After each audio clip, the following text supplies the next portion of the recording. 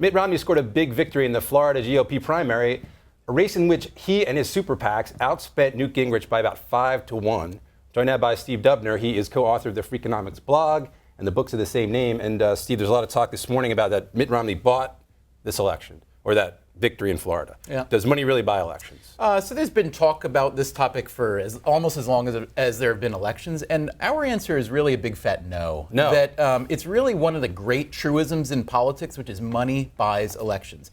And I could offer a few points of argument to suggest that it's just really not so. So is money important to get elected? It would seem to be, especially if you look at who wins elections. So if you look at the history of who wins elections, Congress, President, Senator, and so on, you see that usually the guy who won had the most money. But, there's a little thing called correlation and cause. Just because two things go together doesn't necessarily mean that one causes the other. So like, if you go outside and it's raining and you see everybody's got an umbrella, if you didn't know any better, you could say, oh man, if people would just put away the umbrellas, the rain would stop, right? Money and elections are a little bit like that. The guy who ends up being more attractive to voters ends up attracting a lot more money as a consequence of that kind of baseline popularity. The guys who start to fall away stop attracting money, in part because nobody wants to give money to the guy who's going to lose. So it's true that the guys who win often have more money, and they often spend more money. But if you do an analysis to see, and it's hard to do, but if you try to analyze how effective is the money on more votes, which my colleague Steve Levitt at the University of Chicago did, you find that it's much, much less a determinant of winning than how popular you are, how much people like you. Well, I wonder, this might be even more difficult to analyze, but how can you analyze the impact, the influence that money might have on somebody's negative opinions of your opponent? Because it seemed like that was a big issue for Newt Gingrich in Iowa, where he didn't do well, and again in Florida, where he didn't do well. Right. And he's out there saying they played unfair, et cetera, et cetera. Right. But did the negative ads cause people to move away from Gingrich? Honestly, I have no way of here's the thing. I have no way of answering a question like that. And what I would caution people is that the people who tell you they have a way of answering a question like that, they're lying.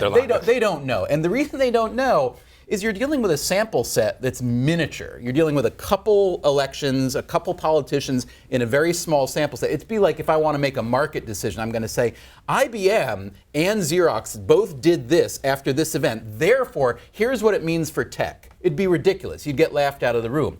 What you want to do is you want to look at a big sample set. So my colleague Steve Levitt did that with a lot of congressional elections over many years in which two candidates ran against each other multiple times. So you're factoring out the difference of another personalities and things like that. Exactly. Now you have to control for different things. You have to control for incumbency advantage and so on.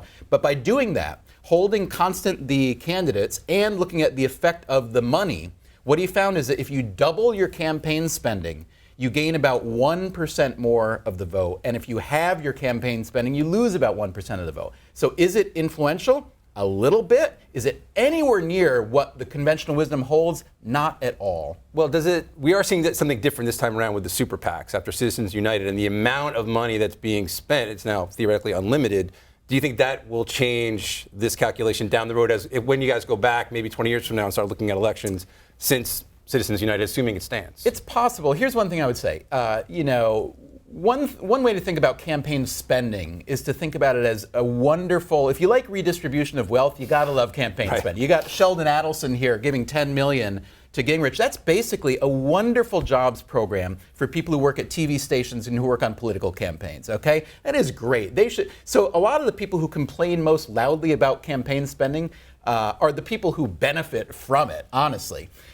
So in terms of whether that will change things, I would say $10 million from one guy in one super PAC sounds like a lot. But if you measure that against the free publicity that any major candidate gets on the news every night, that's hundreds of millions of dollars. So it's true that money matters a lot in a lot of different ways, of course. You have to set up your organization. Ads might matter to some degree. But the idea that the guy who has the most money and then can spend it to get more people to vote for him, I think is one of these causal fallacies that we would all be really well to disabuse ourselves of.